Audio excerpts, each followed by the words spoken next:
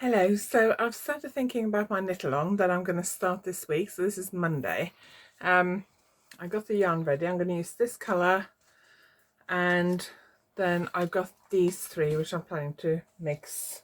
I don't know if I'm going to use all these three or maybe just two of them. I haven't quite decided yet. So this is the kind of knit along where you're kind of knitting along with me while I'm designing it. So that could be fun. So I am just going to start sitting down and make some plans. I had been thinking about this shawl for a little while now. I was actually hoping to cast it on a couple of weeks ago, but I couldn't because I had a deadline project which was posted this morning, so that's finished.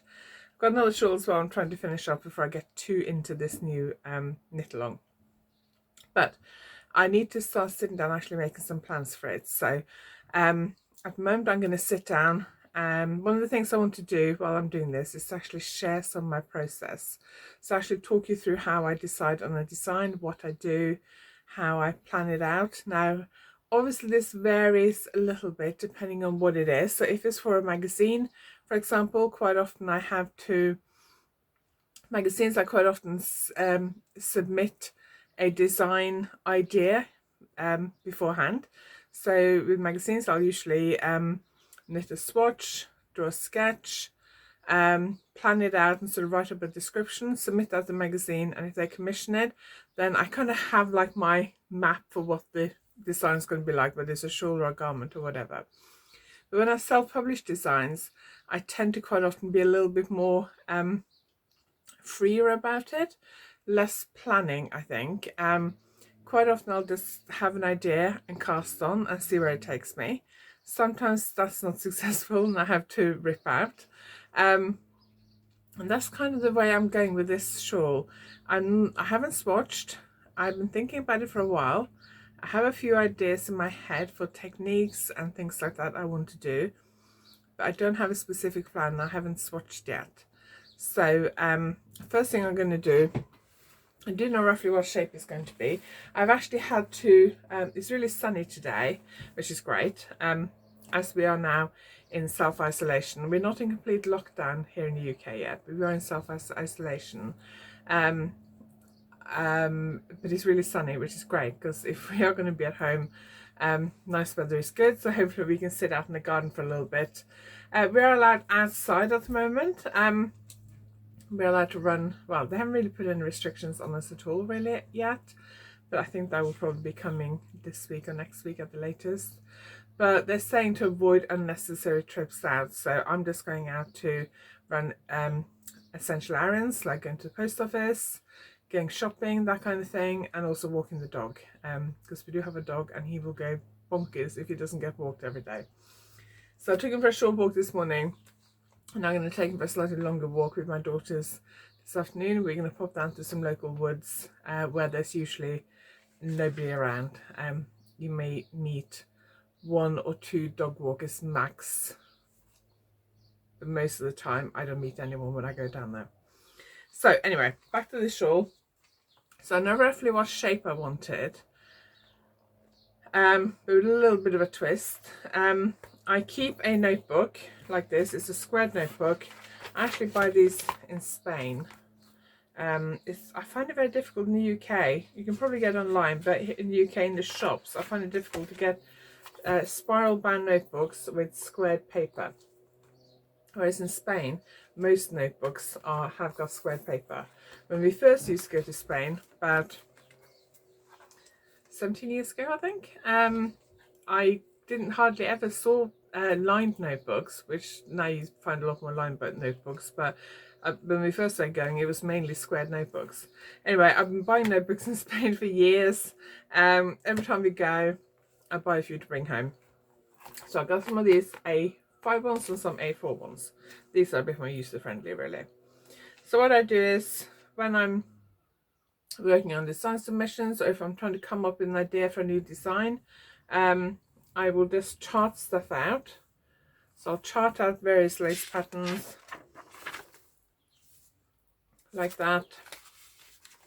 Now some of these are lace patterns that I just come out of my head and chart them down.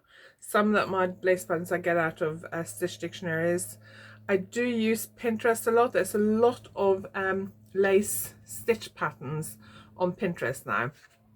I suspect a lot of them are illegal copies from books, which is why I don't really like using them, but it's so much easier just to get my phone out and look through Pinterest than to look in my bookcase and get books out.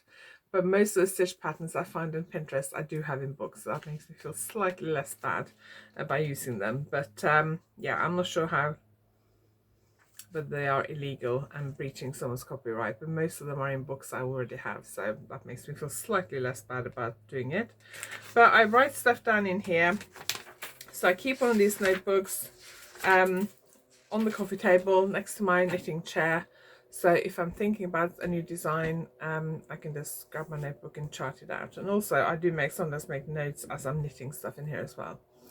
So I'm going to go through this notebook, see if there's any stitch patterns I like.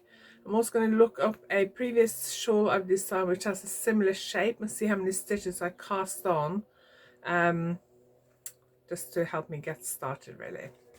So I will fast forward through this next bit with you, and then I'll come back later on.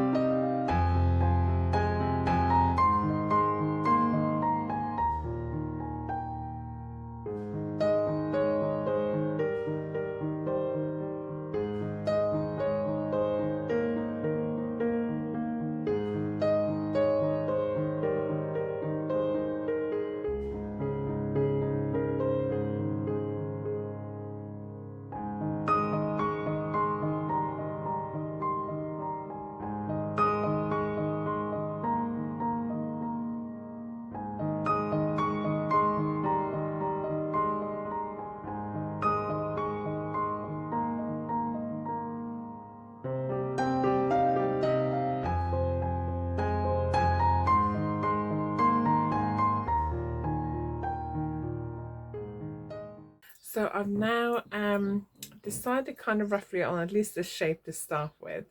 I've gone through my notebook. I found a couple of stitch patterns I'd like to use. I have checked the details of a previous shawl in a similar size that I wanted to see how many stitches I cast on and that kind of thing, and the increase ratio and that kind of thing.